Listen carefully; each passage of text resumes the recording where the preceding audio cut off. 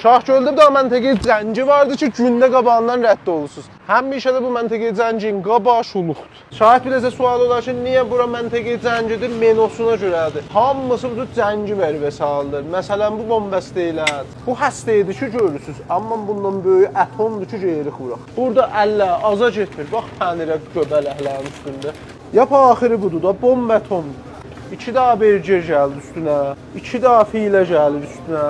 Bibollu pənir ki, deyir keşi pənirin Şahgölün meydanınızdan gedəcək. Vax, vax, vax, vax. Bu da pəniri bibollu olacaq da. Bomba atomdur, mənə sual idi, bu nə cür yerlə? Dedilər ki, bu tək nəfərin işi də, 2-3 nəfərə gərək yeyəsən. Xumparə. Həmbərgərləri, kalbasları gedibdir, yer alması gəlir, hatta üstünə. Bu da xumparənin pəniri. Bu da xumparəmiz.